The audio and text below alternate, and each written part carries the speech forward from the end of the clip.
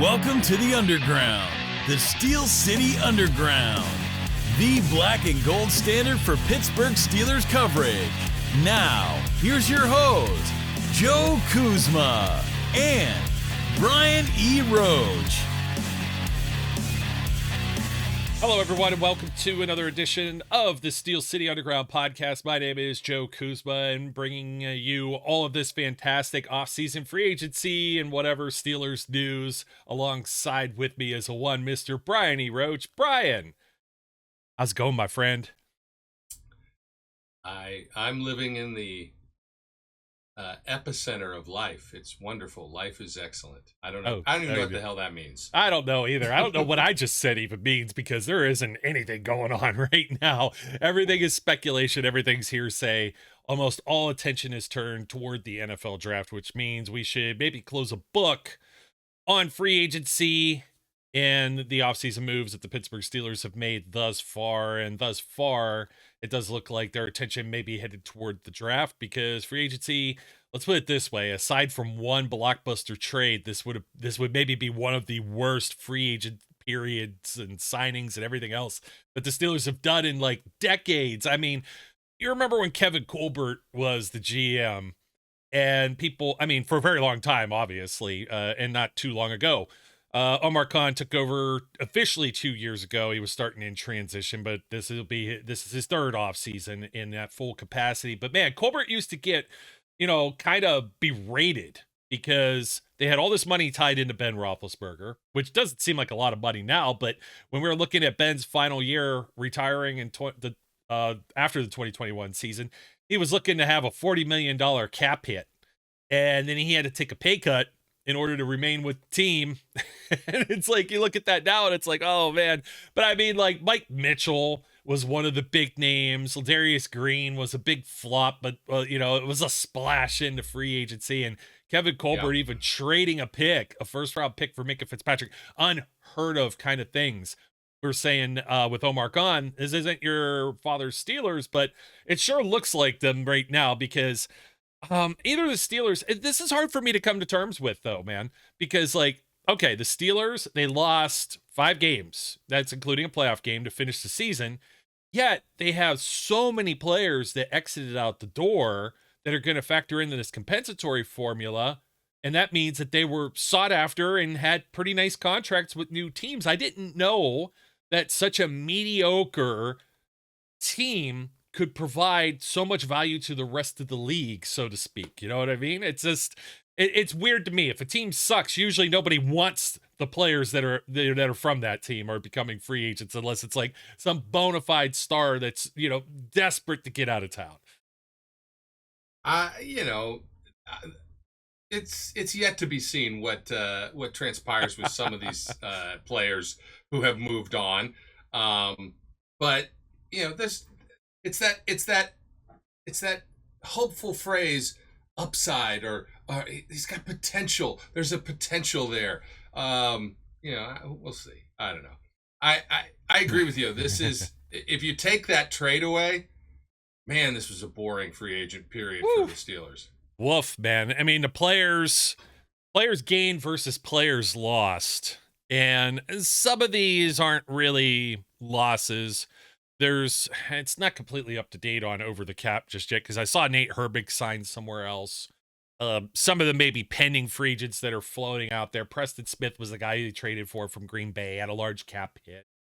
To be determined in his career. He's 33 years old. Nate Herbig did sign somewhere else. DeMonte Casey, Michael Pruitt, Cameron Sutton, Russell Wilson, who will, we're going to try and refrain from too much quarterback talk here, but obviously is a very lacking spot in during this offseason. It's just another offseason of the Steelers trying to find, I don't even know their quarterback in the future. I don't even know their quarterback for 2025.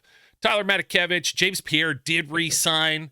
Max Sharping, Kelvin Anderson, CJ Henderson, and then Jeremiah Moon is also back as well.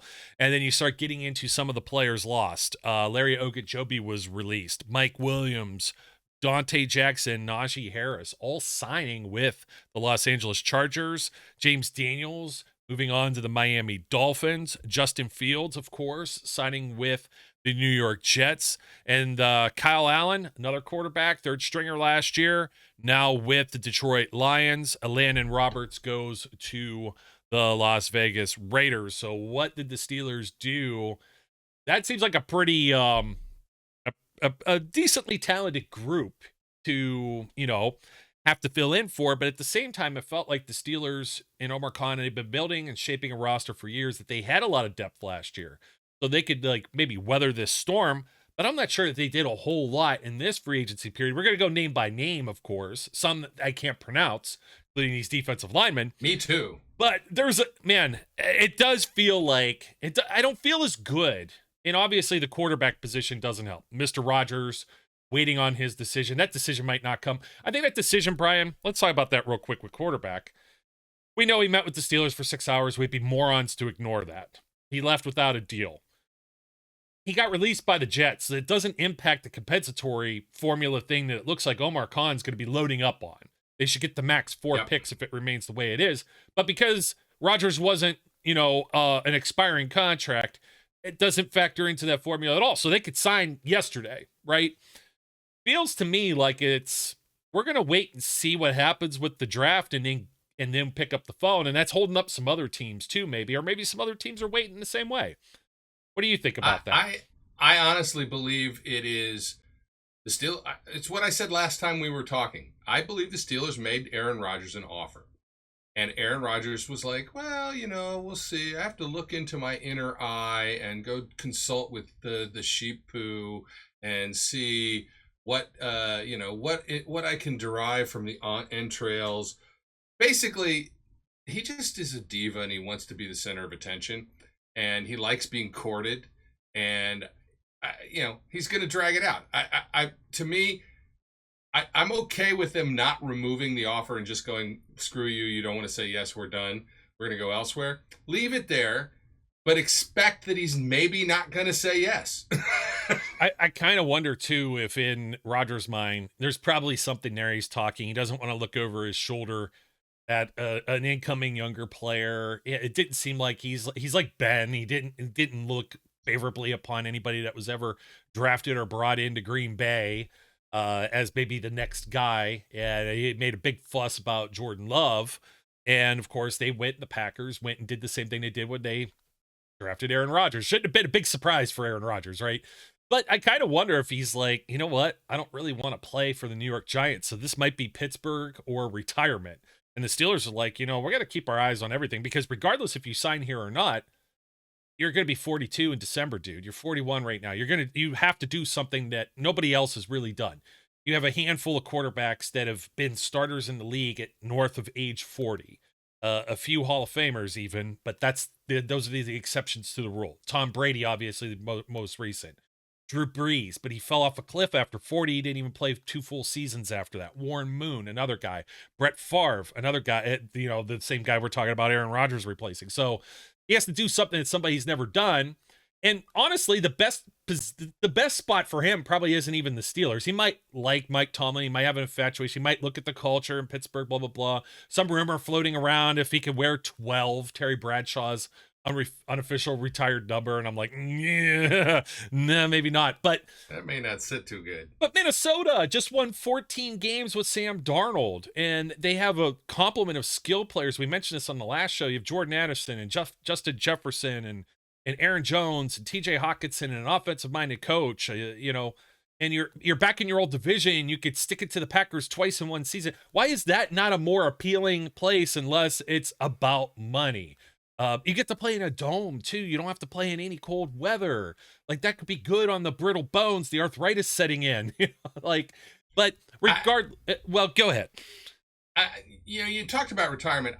Look, if I'm Aaron Rodgers, I really do feel like I'm sitting there thinking to myself, do I want to play against the Browns defense and the Ravens defense twice a year? Do I want to do that? Do I want to get involved in that kind of rivalry and that kind of violence at my age, and knowing, full well how many sacks the Steelers gave up over the last couple seasons? Do I want to be that guy? I don't think I do, really.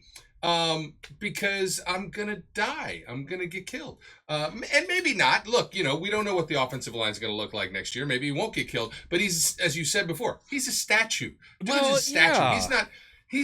He's not a young mobile quarterback. If Myles Garrett's coming off the corner and beating Broderick Jones, I don't want to be Aaron Rodgers standing there going, okay, this is good. This was a really great choice on my part. Yeah, and not only that, but the Bengals have the sacks leader in Trey Hendrickson. The Browns have the second overall pick. That could be Abdul Carter coming in to pair up with Myles Garrett. I mean, that's a scary proposition just against the Steelers overall. And you said it best. The Vikings have a better offensive line. Like, you go to the Giants, it's a complete dumpster fire. The Steelers aren't a complete dumpster fire. They're still a team that's in reset, rebuild. They still need some pieces, but there's some unknowns. An offensive line's a giant unknown. Rodgers took 40 sacks last year. It's not terrible. It's full 17 games. 40 is not a bad number for a 40-year-old guy, nonetheless, on a team that he went 5-12 with. So I missed two other free agents I had to mention too, since we're mentioning offensive line. Dan Moore going over to the Tennessee Titans for that huge deal, and Van Jefferson joins them there in Tennessee also. So two others that the Steelers lost. Quarterback position, obviously one that will continue to be talked about. I know, as much as I said, and I even said this on one of the other shows before, you would ask, or somebody maybe even pitched about Mason Rudolph returning. I'm like, nope, that ship sailed. Now he's back. And I'm like, for the floor that you have for an Aaron Rodgers, he should be able to throw for like 250, 2 TDs. He had a couple 3 TD or more games last year, but he had all of his buddies in New York. He had his former offensive coordinator from Green Bay. He had Devontae Adams. He had Garrett Wilson.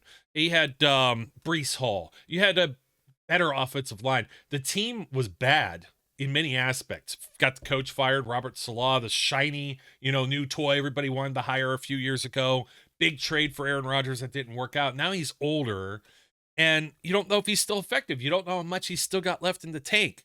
People always want to exhume some of these legends. Bring Ben Roethlisberger back, you know what I mean?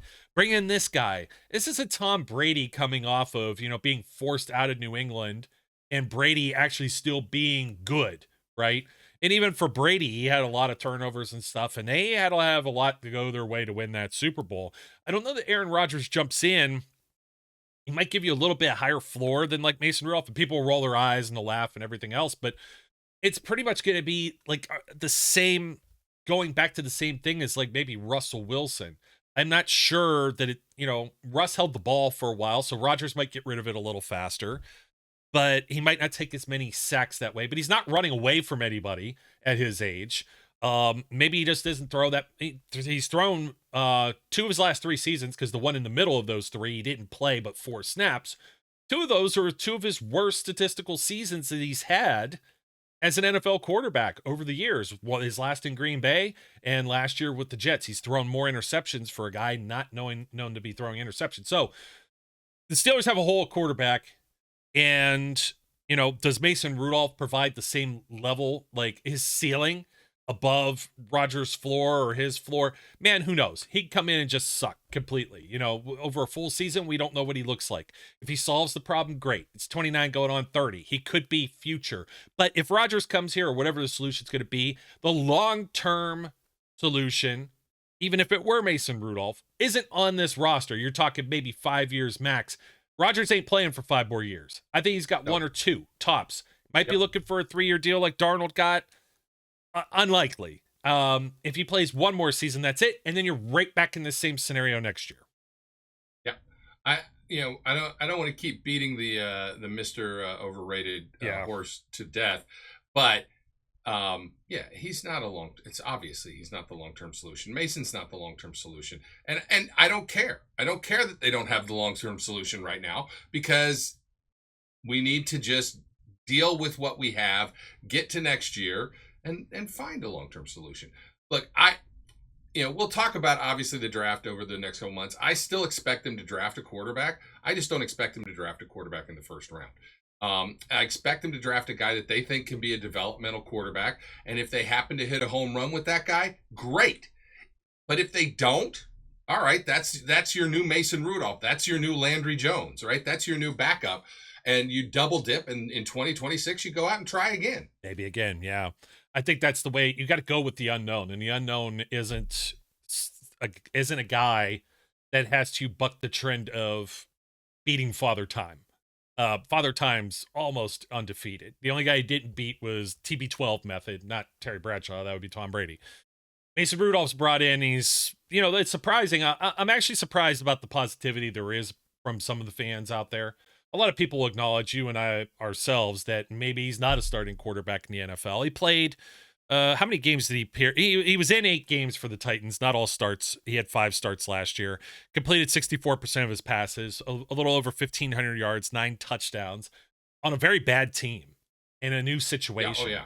In a new situation. So, and I think going there and learning from Callahan, who was the OC with the Cincinnati Bengals, he got a little bit maybe further education. He comes back. Now you got Arthur Smith, far better than Matt Canada, but Rudolph didn't really play under Canada. So he played under this combo of Eddie Faulkner and Mike Sullivan. But that left a positive taste in everyone's mouth. Russell Wilson did not. For whatever reason, he's on the way. He's on the outside looking in. He's going to probably have to play as a backup somewhere where he might have to look. Enough quarterbacks have started over the last few years. Like usually about 60 end up starting for various reasons. People get benched, people get hurt. So there's probably a spot somewhere for Russell Wilson. Doesn't look like it's in Pittsburgh. So it's Mason Rudolph, maybe Skylar Thompson, who has a handful of starts with the Miami Dolphins in his career. Mm-hmm. Maybe he's holding the clipboard. Maybe a rookie somewhere is holding the clipboard. But it's going to have to be the unknown as rookie. And rookies are crapshoot. And that's a whole other topic that you and I are going to cover maybe in our next show, or maybe in it's coming soon because the draft's right around the corner at the end of April. Yep. We're about a month out from it right now. I think it's actually April 24th, I believe. So we're a month out, and we'll discuss that. All the former first-round picks, using the gamble. We don't want to say all that right now. Just strictly this offseason. Quarterback is still probably a big goose egg on this roster. Maybe Rodgers is the backup plan. If it isn't, then it's Rudolph, who has 29 career games. He's started 18 of those games. Career-wise, 63.7% completion percentage for 4,615 yards, 28 touchdowns. So, like I said, I think that floor might be just a little higher than what you were getting with Trubisky, Pickett. Fields is tough to say. Fields will still scamper around and get you something, but there are things that are handicapped. But I wouldn't expect much more than that. I'm not expecting much more than that. And the same thing is, it's like, okay, you expect more with Aaron Rodgers? Maybe just a little bit more, but then you're spending $30 million or more, we assume, has to be the price tag. And people say, Joe, Brian, the salary cap goes up every year. This is chump change. No, it's not chump change. Myles Garrett is now averaging $40 million per season. TJ Watt is entering the final year of his contract. He's earning about 30-ish per year. You bump TJ up 10 per year, and you don't pay a quarterback $30 million. There's that $30 million. Extend TJ three years, pay him what he's already getting paid plus 10 mil in each of the next 3. There's your 30. That's why I don't want to do a move like this. $30 million can net you like Darius Slay was 10. It could get you some quality players, maybe 2, 3, 4 players, depending on how it's spread out, versus maybe some just mid kind of play at the quarterback position. I'm not there for it. You know what I mean? And we were saying off air, Russell Wilson asking for 15 to 20. It's like, okay, that's a little more palatable, maybe with some incentives or whatever. But man, I know that's where it's going, but not for a 41 going on 42-year-old quarterback. Think about this as well. All right. Look, I think it's a perfectly equitable comparison to say, do you want to sign Aaron Rodgers for $30 million a year, or do you want to sign TJ Watt back and extend him and keep him in the fold? Do you want to sign Aaron Rodgers to $30 million a year, or next year when Joey Porter is on the 3rd year of his rookie deal and is looking to be extended, do you want to be able to extend Joey Porter, right? And spend the money you're going to have to spend to do that, right? What is it that you want to get? Year 4. He's in 3 now, so 4. I know, he'll be in 3, but they usually like to do it, ahead of that he's not a first-year option. 4th. That'll be his final year. That's what I mean. He doesn't have a 5th-year option. That's right. It'll be his last. That's why I'm saying it'll be his last year. And you don't want to get that hold-in crap, right? He's going to look for the extension, and they're going to try and make it work, I'm sure. So, I mean, you've got young players that you're going to have in that position that you're going to have to make determinations about, and all of a sudden, that's going to start to ramp up.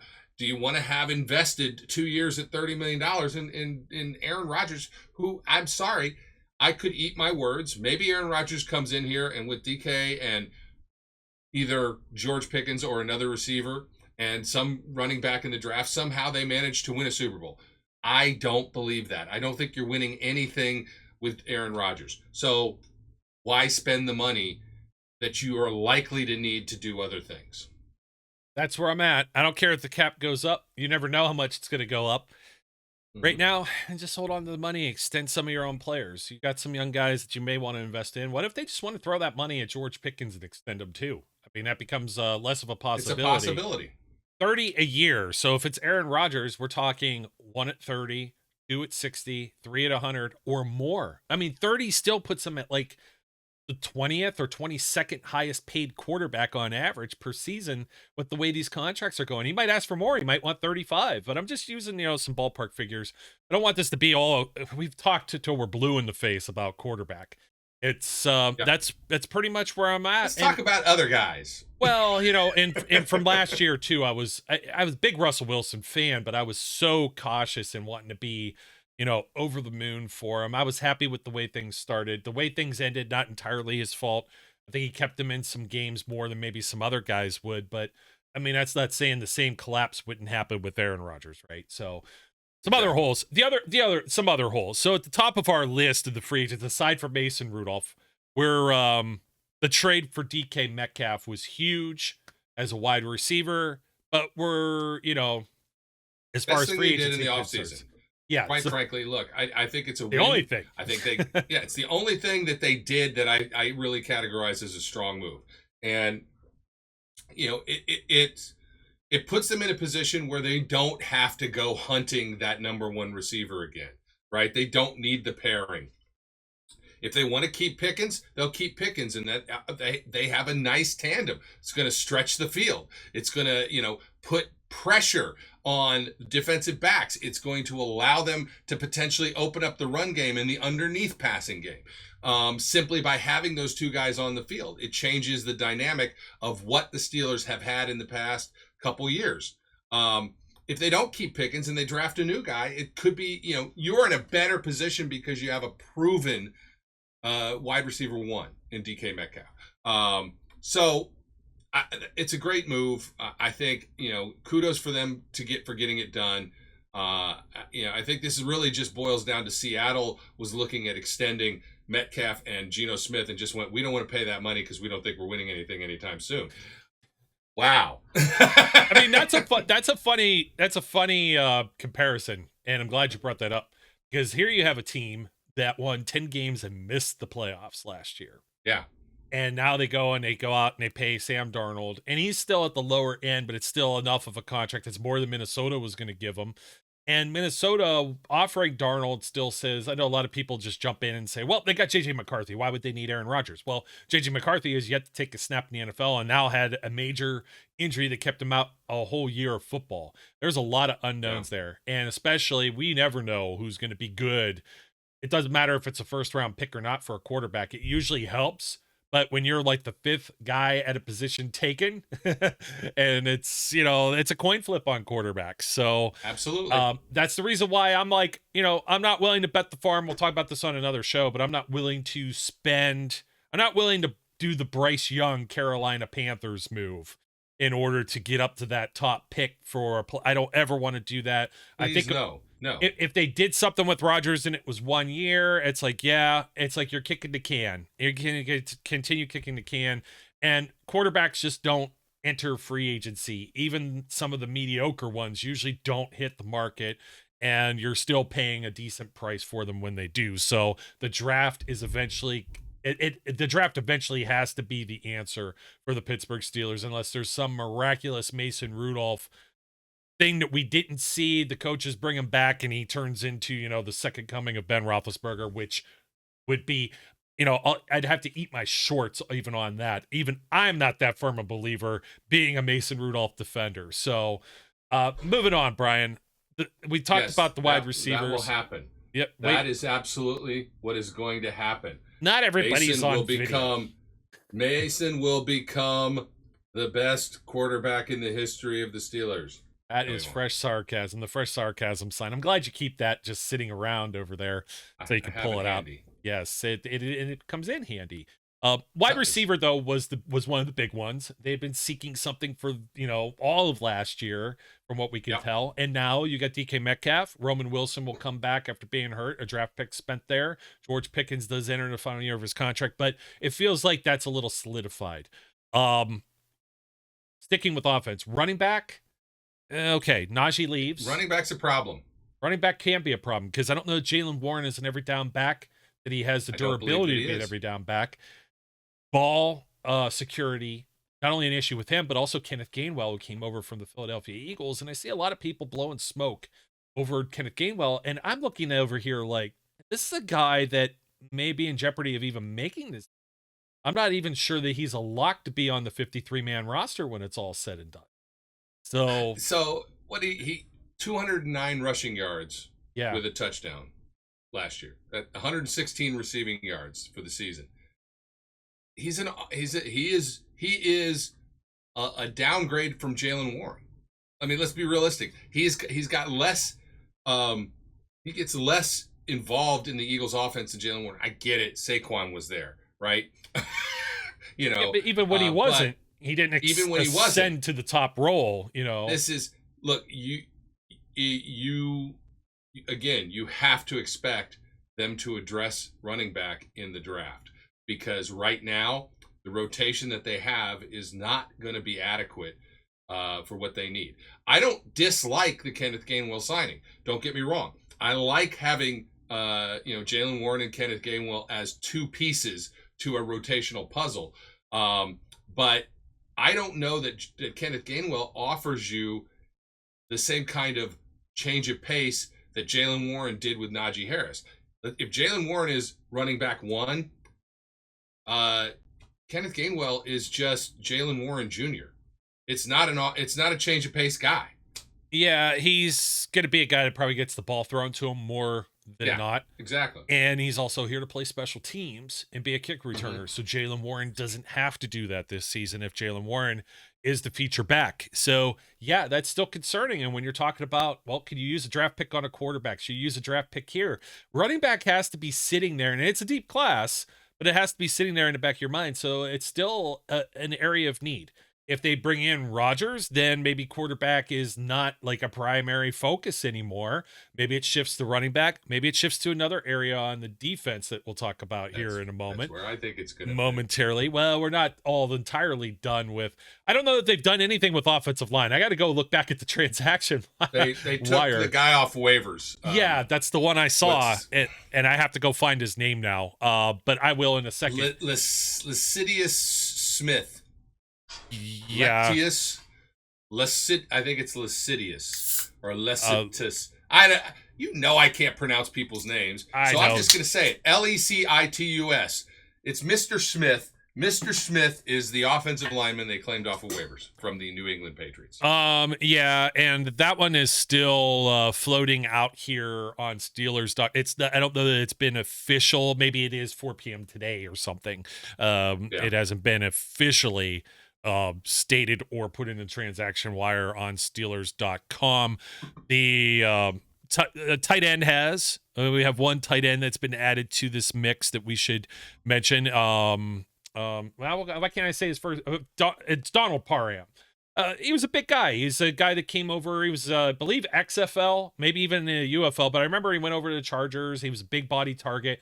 Let's put it this way. He's the third tight end. He's a guy that's meant there to be there in jumbo packages, play some special teams. There's not a lot to get super excited over that. Donald Parham Jr. So he was already a street free agent, released ahead of actual free agency. Also, Ryan McCullum comes back to the Steelers too on a 1-year contract. So that's one that you can put on there. I'm trying to look and see, and we pretty much just got to go over the defensive line, and it's like some run-of-the-mill kind of journeyman veterans. Daniel Ikwele, maybe, and Azizi Otamayo, formerly of a couple of different teams, Vikings and Jaguars for Otamayo, and Browns, Jaguars, and Patriots for Ikwele. I'm hoping I'm saying those right. Sorry, guys, if I am not. You've got one Samoan in here, and the Samoan names. I mean, it's not even Daniel. That's his nickname. His actual name is Tanalu or Tenalu. So I actually like that. That kind of rolls off the tongue a certain way. But these are guys with some like very minimal experience in the NFL. They're going to be up for grabs for what?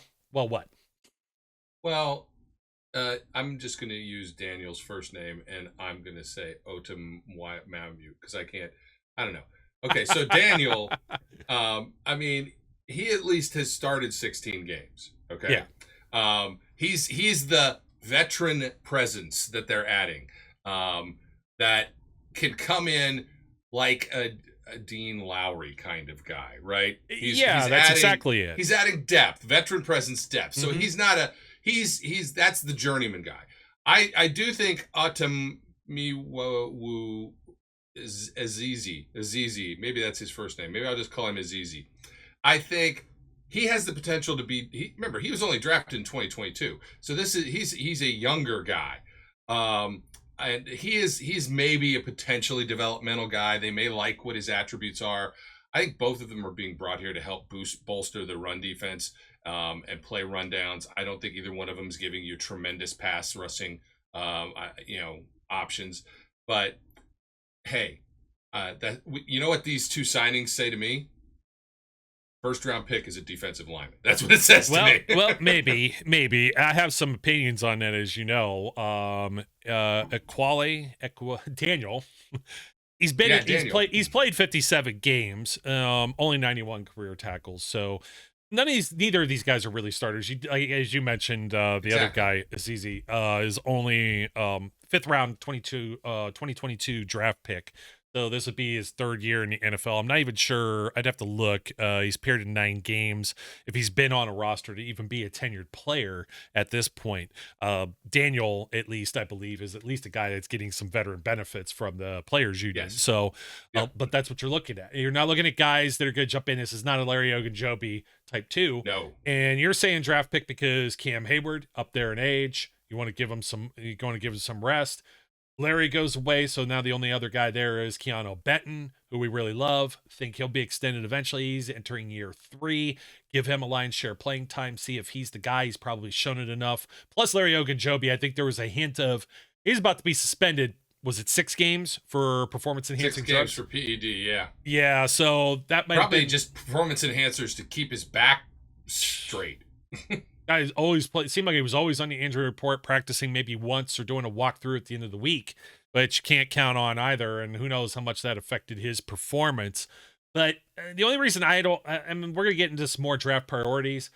One reason I don't say first round is because the quarterback position, maybe. Running back, would they shoot their shot on that again, depending on who's there? That would be surprising. Not out of the question. They don't have a second round pick.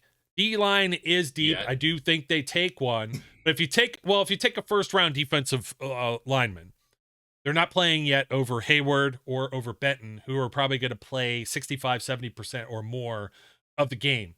But it's also scary if you don't take one and there's nobody behind Hayward or Benton and one of those guys gets hurt. Can't be the 2 guys that we can't pronounce their names. So yes. Those are holes. They don't have a second round pick right now. That doesn't mean they won't have a second round pick by the time the draft starts. I'm going to tell you my honest opinion. I expect them to have maybe the most energized draft that we've seen them have in a while. I expect them to move around. I expect them to make some trades. I don't expect them to move up from 21. Don't get me wrong. That's going to cost too much capital.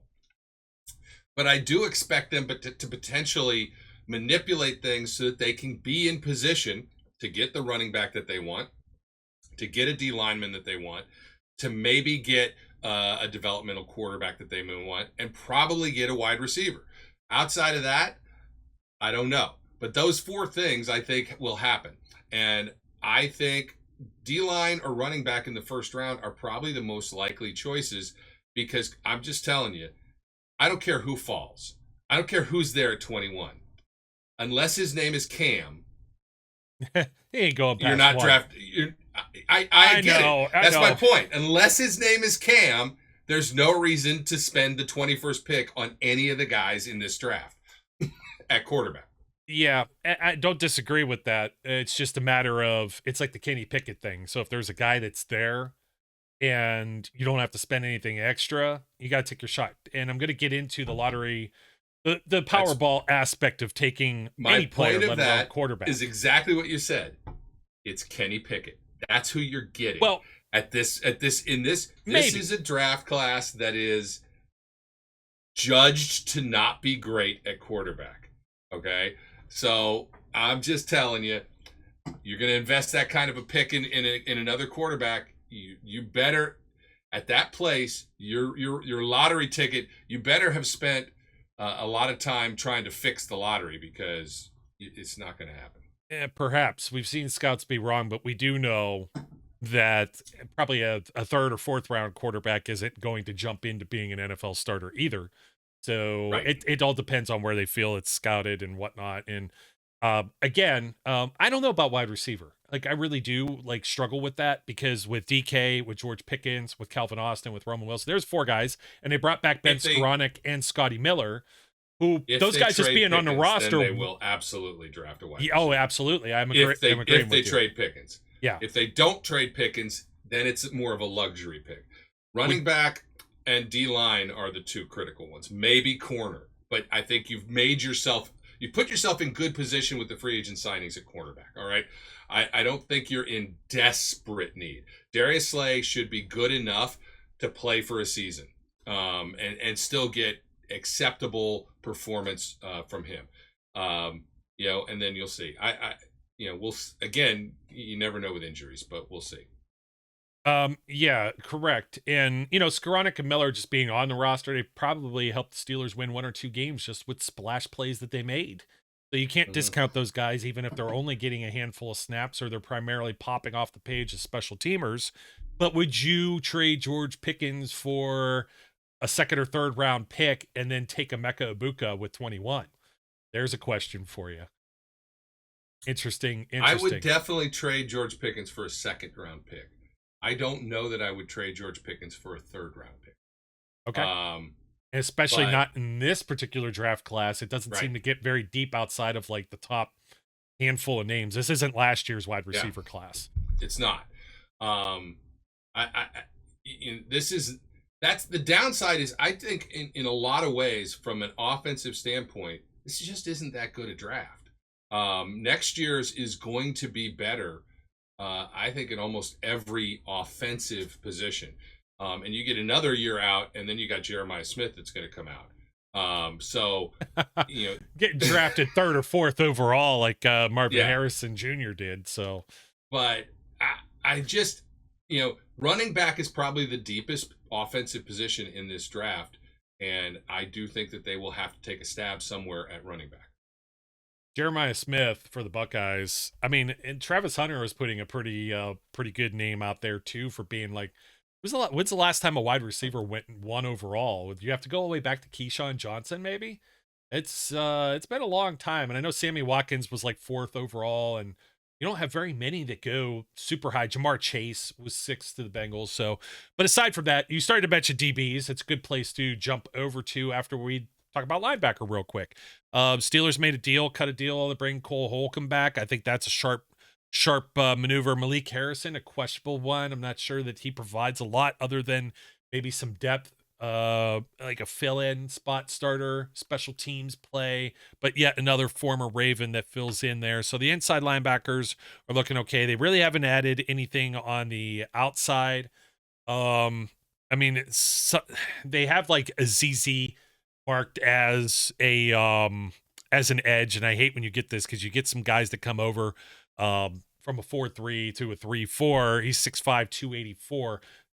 He's Cam-ish size, you know what I mean? Yeah. He's a little too big to be a 3-4 outside linebacker, so I don't like calling him an edge in the Steelers system. So there isn't a lot of depth on the edge part, but linebacker pretty much I think is locked down. I don't think we have a lot to debate there. The debate was, you can't just go into this offseason with just Joey Porter and Corey Trice. It seemed like Omar Khan wasn't happy with that. Corey Trice could develop into a solid player, but he is just very minimal playing time over 2 years and an injury history that doesn't make him necessarily the most reliable candidate to be out there. You put him in a tall task with covering Jamar Chase, and Jamar Chase is going to do Jamar Chase things, but they didn't want T. Higgins to body him. And you got to face those guys now twice a year with those contract extensions in Cincinnati. So to supplement that, Darius Slay, 34 years of age. A lot of people seem favorable about this. They still say his tape much better than what Patrick Peterson or Pat Pete was doing when he came over from the Minnesota Vikings as, this similar 33-year-old veteran. We'll see how Slay factors into this. And behind him, Brandon Eccles. So Eccles, 6th-round pick of the 2021 NFL Draft. He spent 4 seasons with the New York Jets. He played quite a bit, 19 starts, 57 games appearances, 5 interceptions, 2 of those returned for a touchdown. Probably one of these guys that Mike Tomlin and company scouted initially. Maybe he was a guy they were looking to draft in that same kind of thing. So they come back around, and then it's like, let's kick the tires on them. Maybe a decent depth play. I do think this is one. He could challenge Beanie for the slot. Maybe. The nickel guy could be a guy that challenges for that. And we'll have to see. I think he's a tweener between both of those. Slay will not be playing in the slot. I can't envision in any way. And Slay as a corner too, you could probably do a lot worse than that. And that would be James Pierre, who they brought back primarily because of special teams. There you go. So, I mean, this is one area they did a lot. They also went and got Juan Thornhill. I'm not a big Juan Thornhill fan, but if you're just trying to stop the run, which is what you're thinking, Juan Thornhill is good at stopping the run. You don't want him as a starting safety. You don't want him in either spot where Minka or Deshaun Elliott is playing. But if you throw him out there as an extra player, when you've got like a dime quarters package with your extra DBs, maybe you can bring him out as a big nickel safety, dime backer. By all means, bring him out there. And it's a veteran player. He's seen a lot of things. He's got some smarts. He's played in a lot of good systems. I think it was a savvy move. You just couldn't go with Casey, who's not only older, but also he's another guy with availability issues because he tends to get fined and, ejected from games. So yes. Can't have that happening either. But secondary, I think they did a pretty good job. If anything, this was one area they attacked and added a lot of quality players too. And who's to say they also won't add some in the draft? Yeah, I mean, the thing that's going to stand out to you in 90% of the contracts that they sign is this phrase: 1-year deal. All right. Yeah. They're bridging their positions consistently. And the fact that they are building draft capital for 2026 would lead you to believe that they plan on getting much younger very fast, and then trying to ride those rookie deals for quite a while. Yeah, and you see Tomlin cheesing it there, DK, Darius Slay. All these guys did some photo ops throughout the Steelers facilities. Pretty cool to see everybody signing some of their contracts, but it's kind of like, wait, who's that guy? You know what I mean? It's just, it really is. It's kind of, it's very lackluster outside of, Slay was kind of eyebrow raising because we were like, we called it and we didn't want to call it. We were like, come on, Tomlin, don't be looking at this, older guy that's been around the league that you've been flirting with playing and paying, when he signed the previous contract. Before you know it, Tyrann Mathieu will be here next year. So another guy they flirted with. Aaron Rodgers, a guy they flirted with. There's all kinds of them like this, so but for the most part, when you're looking at Isaiah Loudermilk also coming back, I'm looking at some of the names: James Pierre, Azizi, Juan Thornhill, Daniel that we mentioned, Loudermilk, Skoranek, Scotty Miller, Mason Rudolph, trading for DK Metcalf, Darius Slay, Malik Harrison, Kenneth Gainwell, Brandon Eccles, and then bringing back Ryan McCullum, redoing the deal with Cole Holcomb, Donald Parham Jr. There's not like a whole lot. Jonathan Ward on a futures contract, maybe. He kind of got to see, I think, a little bit of time on the main roster, but not enough that's going to get you particularly super excited for the future at some of these positions. There's still some holes to fill. It's not a whole lot of panic because they obviously have a plan for the draft. They could be aggressive. As you're saying, it looks like this year a little more lackluster with the draft just because you had all those super seniors from COVID carryover eligibility last year where you had 6 quarterbacks go in the top 12 picks. I think it's going to I think it's going to swing back around. It's going to boomerang back around this year that there's going to be more defensive players maybe taken in the first round because that's what teams skipped on last year. So that's why I'm not turning away from offense. This team still has issues. They got to be able to convert on 3rd and 1 and 4th and 1 and in the red zone. And those were still issues last year. If Arthur Smith wants to pound the ball, you've got to add some bodies to this. So we're going to be looking at some more of that in the coming episodes. And who's throwing them the ball? We still don't know. The great mystery. But not Mason Rudolph. Yeah.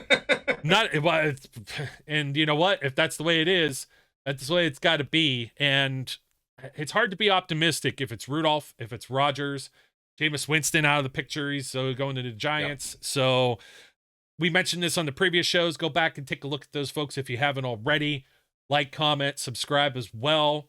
Brian, any closing thoughts, my friend?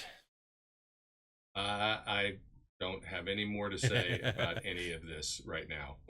Well, I mean, we're starting to get excited for the draft and the prospect of new players incoming. And then the following year is the 2026 draft, which is in Pittsburgh. We said if they could have as many as 4 comp picks, got to look at what else they still had on the board. Their original 7. That's 11 picks if they hadn't traded anything away. Maybe they maneuver. Maybe they gain some others in that process too, going back and forth. That's a lot of picks. It means there's going to be a lot more holes on the roster, especially with 1-year contracts. But maybe some of that's ammunition for this year. Yep. We'll have to see. So here you go. This is what's been weighing on my mind recently, ever since the Ireland game was announced. Would it be, and maybe I've said this already on the show, or maybe I haven't. I don't know. I think that it would be the coolest thing ever if the Steelers went over to Dublin, played as the home team, and in the 4th quarter, renegade. You had mentioned something about that. That's like I don't know, that's like a lifetime event to be in a foreign country in the stadium. Your team is the home team, and then renegade happens. And in Ireland, everybody's waving the terrible towels. How cool would that be? How cool would that be? Hopefully they understand what's going on, because I feel a lot of times the international games, and maybe not so with the Steelers, this being their marketed designated area. Maybe they have more of a fan base there. I know they do in Mexico. So maybe the fan base won't just sit on their hands. You're not going to have people show up in, let's pick a team that they're not going to play this year. I don't know off the top of my head. They got the Lions. Who else do they have? They have the whole NFC North, don't they? So 49ers. They don't have the 49ers on their schedule. And you're going to have people wearing like Brock Purdy jerseys, you know what I mean? Or George Kittle jerseys sitting there in the crowd. And they're like, the football, soccer, the other football. And they're just going to dance and chant and throw smoke bombs and whatever else they do during the game and not know what renegade is. But be cool if they do. Brian, man, thanks once again for joining me. We're trying to hold up the fort here as we turn the corner into the NFL draft. So more on that coming. We're going to start talking about, we got to talk about these quarterbacks until something happens. And then knowing our luck, it will. But I still don't think it changes a whole lot.